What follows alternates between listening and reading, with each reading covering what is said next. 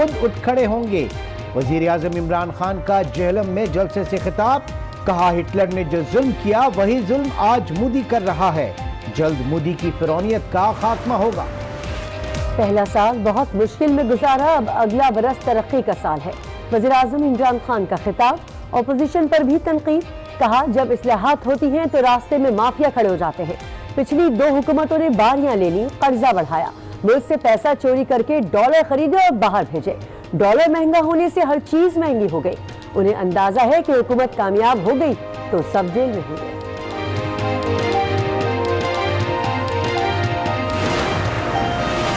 لاہور میں ایف آئی اے کا نون لیگ کے پارٹی سیکریٹریٹ پر چھاپا، ریکارڈ قبضے میں لے لیا۔ ایف آئی اے جج ارشد ملک ویڈیو اسکینڈل کی تحقیقات کر رہی ہے۔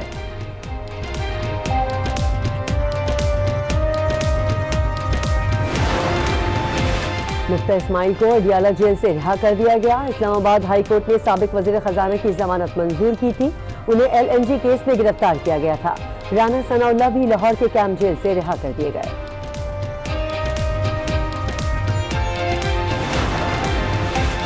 رانا ثنا ضمانت کیس میں ایک رخ دکھایا جا رہا ہے۔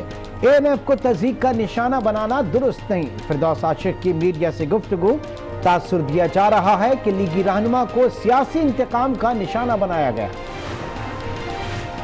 بلاول بھٹو گھیرے میں ہیں، زرداری کلین چٹ دلوانے کی کوشش کر رہے ہیں۔ شیخ رشید کی گفتگو، وزیر ریلوے نے اداروں میں تصادم کی باتیں افواہ قرار دے دی، کہا مشرف کیس میں عدالتی فیصلہ سب کو قبول ہوگا۔ حکومت آرمی چیف کی مدت ملازمت پر سپریم کورٹ پہنچ گئی، فیصلے پر نظر ثانی کی درخواست دائر کر دی، لارجر بینچ تشکیل دینے کی استدعا، مقدمہ ان کیمرہ سننے کی اپیل۔ وفاقی وزیر قانون فروغ نسیم کہتے ہیں سپریم کورٹ نے فیصلے میں کئی آئینی نکات کا جائزہ نہیں لیا۔ سعودی وزیر خارجہ کی وزیر اعظم عمران خان سے ملاقات، 2 طرفہ تعلقات اور خطے کی صورتحال پر گفتگو۔ ملاقات میں وزیر خارجہ شاہ محمود بھی موجود تھے۔ وزارت خارجہ میں وفود کی سطح پر بھی مذاکرات ہوئے۔ کر دیے، فوجی چوکیاں تباہ کر دیں، بھارتی فائرنگ سے نائب صوبیدار اور ایک اہلکار شہید ہو گیا۔ دشمن فوج نے دیوا سیکٹر پر بلا اشتعال فائرنگ کی تھی۔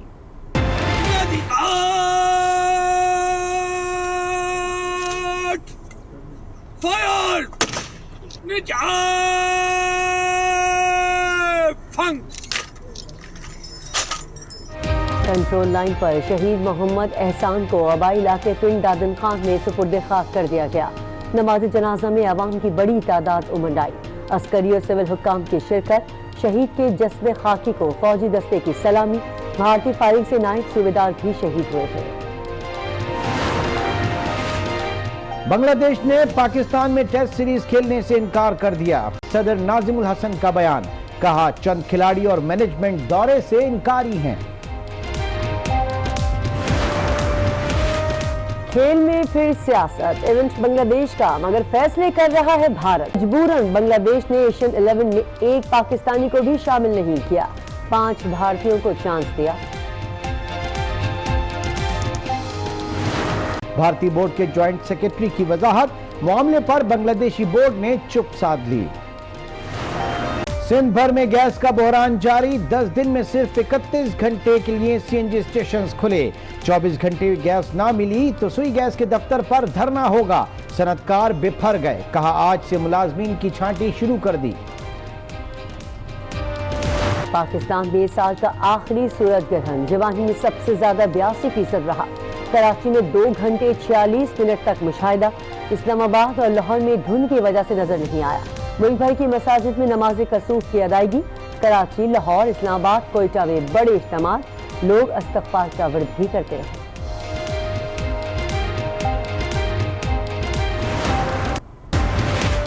متحدہ عرب امارات اور شری لنکا میں دن دہاڑے رات ہو گئی، یو اے ای میں رنگ آف فائر کا 172 سال بعد مکمل نظارہ دیکھا گیا، بھارت میں کہیں مکمل اور کہیں جزوی سورج گرہن رہا، فلپائن، مشرقی یورپ، آسٹریلیا اور افریقہ میں بھی دیکھا گیا۔ پاکستان سے پولیو کا خاتمہ کر کے رہیں گے، خواتین ورکرز کا عزم، شدید سردی اور برف سے اٹے دشوار گزار راستوں کو عبور کیا، اس عزم اور حوصلے کو یونیسیف نے بھی سراہا، ٹویٹر اکاؤنٹ پر ویڈیو شیئر کر دی۔ پاکستان اسٹاک ایکسچینج میں تیزی، 100 انڈیکس میں 799 پوائنٹس کا اضافہ، 41,127 پوائنٹس پر بند۔ آج 13 کروڑ 18 لاکھ شیئرز میں کاروبار کیا گیا۔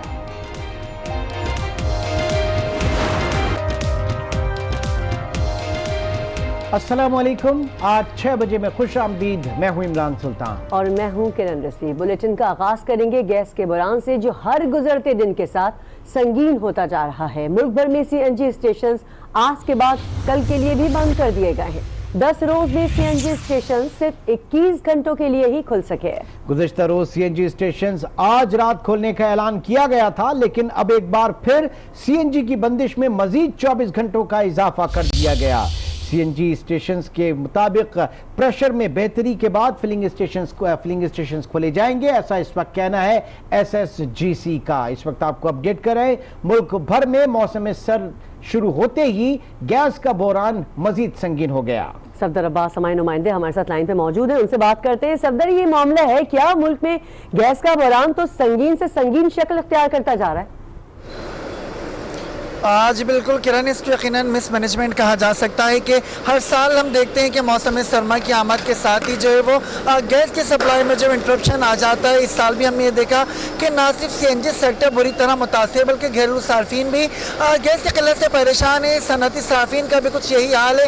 ابھی ہم دیکھ رہے ہیں کہ ایس ایس جی سی کی جانب سے جو تازہ اعلان سامنے آیا ہے اس کے مطابق سی این جی اسٹیشن جو آج رات 8 بجے کھلنا تھے وہ مزید 24 گھنٹے کے لیے بند کر دیے گئے۔ ہمارے کیمرہ مین شکیل بلوچ ناظرین کو دکھا سکتے ہیں کہ اس وقت ہمارے حق میں جو سی این جی اسٹیشن ہے اس کے باہر کافی طویل قطاریں لگی ہوئی ہیں۔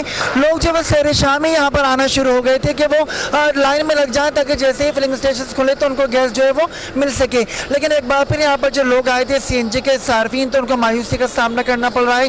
اور یہاں پر بڑی تعداد میں جو وہ گاڑیاں کھڑی ہیں لیکن اب وہ مایوس ہو چکے ہیں، واپس گھروں کو لوٹنا شروع ہو گئے ہیں۔ ان کا کہنا ہے کہ ان کے پاس جو ہے وہ جو یومیہ روزی کماتے ہیں، جو دہاڑی کرتے تھے، رکشے والے، ٹیکسی والے، شدید پریشانی سے دو چار ہیں۔ ان کا کیا کہنا ہے یہ ان سے مزید جانتے ہیں۔ السلام علیکم۔ وعلیکم السلام۔ مجھے بتائیں کہ کب سے لائن میں کھڑے، سی این جی نہیں مل رہی ہے؟ میں کل بھی کھڑا ہوا تھا لائن میں، پرسوں بھی کھڑا ہوا تھا، اور آج بھی میں اپنی گاڑی لائن میں لا کے کھڑی کر دی ہے۔ اور کل رات کو بھی انہوں نے 8 بجے تک ہم لوگوں کو کھڑا رکھا، اس کے بعد کہہ دیا، اعلان کر دیا کہ بھائی آپ لوگ گھروں کو چلے جاؤ، گیس کل 24 گھنٹے کے بعد کھلے گی۔ یہ بتائیں کہ جب رکشہ نہیں چل رہا، ٹیکسی نہیں چل رہی تو گھر کا گزارا کیسے ہو رہا ہے؟ ادھار لے کے کر رہے ہیں، لوگوں سے ادھار لے کے گھر چلا رہے، کیا کریں، مجبوری ہے، گھر تو چلانا ہے، بچوں کو تو لا کے دینا ہے، گھر والوں کو تو لا کے دینا ہے، وہ تو نہیں سمجھتے۔ پر ہماری حکومت نہیں سمجھ رہی ہے، سوئی صدرن اور یہ جو سی این جی فیڈریشن ہے یہ نہیں سمجھ رہی کہ یہ ان کو اس کو فرق نہیں پڑتا۔ یہ صرف ہم رکشے ٹیکسی والے ہم لوگوں پہ فرق پڑتا ہے، کیونکہ ہم بھاڑے کی گاڑیاں چلاتے ہیں، بھاڑے کے رکشے چلاتے ہیں، تو اس وجہ سے جو نا ان پہ فرق نہیں پڑتا، ہم پہ پڑتا ہے۔ اچھا بتائیں کہ سی این جی ایک دن بند ہونے سے آپ کو کتنا نقصان ہو جاتا ہے ایک دن میں گھر کے خرچے میں؟ کافی نقصان ہو جاتا ہے، ہمیں بھاڑا دینا پڑتا ہے، ہمیں گھر پہ خرچہ دینا پڑتا ہے۔ اب دیکھیں اب میرا اور کوئی ذریعہ معاش نہیں ہے تو میں اور کہاں سے لاؤں؟ اچھا، شہری تو یہ بھی شکایت کرتے ہیں کہ جب سی این جی بند ہوتی ہے تو رکشہ ٹیکسی والے منہ مانگے کرایہ وصول کرتے ہیں۔ بعض ہوتے ہیں، بعض کرتے ہیں، اب مجبوراً ایک چیز مہنگی ہو رہی ہے اور یہ عوام بھی اتنی اچھی نہیں ہے کہ منہ مانگے ریٹ دے رہے ہیں، وہی ریٹ ہے، وہی کرائیں، کوئی زیادہ نہیں دے رہا۔ یہ سب مجبوری میں تو فائدہ اٹھاتے ہیں نا کہ جانا ہے آدمی کو تو پیسے دے گا۔ 5 انگلیاں برابر نہیں ہیں، بعض رکشے والے غلط کر رہے ہیں، پر 80%، 90% جو ہے نا وہ کوئی بھی پیسے نہیں دے رہا۔ ناظرین، ان کا کہنا تھا کہ کافی گھنٹوں سے یہاں پہ سی این جی کی قطار میں لگی، لیکن اب فیصلہ آنے کے بعد ان کو مایوسی کا سامنا کہ نہ گھریلو صارفین کو گیس مل رہی ہے، نہ انڈسٹریز کو مل رہی ہے، نہ آئی پی پیز کو مل رہی ہے، نہ پاور سیکٹر کو مل رہی ہے۔ سوال یہ پیدا ہوتا ہے کہ یہ گیس پھر گئی تو گئی کہاں؟ دوسرا یہ کہ پچھلے سال بھی کم و بیش اسی طرح کی صورتحال جب تھی تو وزیر اعظم عمران خان نے دونوں جو ڈسٹریبیوشن کمپنیز ہیں، سوئی ناردرن اور سوئی سدرن، ان دونوں کے ایم ڈیز کو فارغ کیا تھا۔ اس مرتبہ بھی بحران جو ہے وہ مس مینجمنٹ کا ہے، تو آج ایک پریس کانفرنس بھی کی انڈسٹریل سیکٹر نے، ان کا کیا مطالبہ ہے اس حوالے سے، مس مینجمنٹ کے حوالے سے؟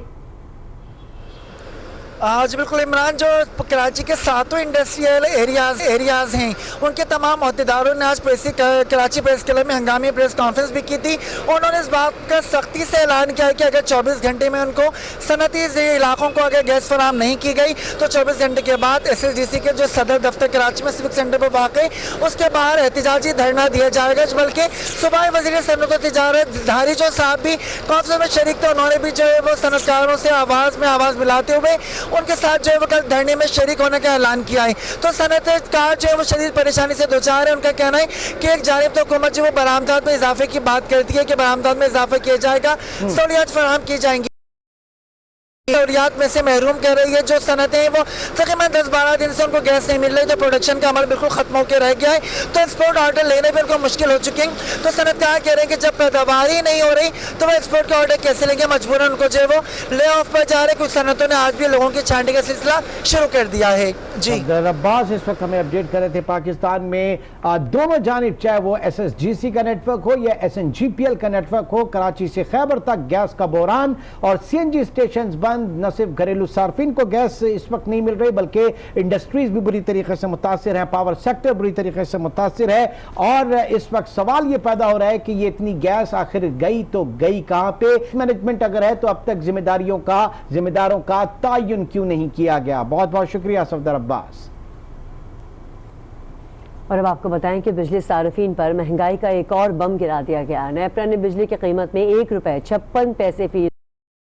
अब खबरें हैं कि सार्फिन की जेबों से 14 अरब 50 करोड़ रुपए की रकम इस तरह वसूल की जाए। को बिजली का झटका, ₹1.56 फी यूनिट का बोझ डाल दिया गया। चेयरमैन नेपरा तौसीफ एश फारूक की जेर सदारत माहाना फ्यूल एडजस्टमेंट की मद में बिजली की कीमतों में इजाफे से मुताल्लिक दरखास्त की समाअत हुई।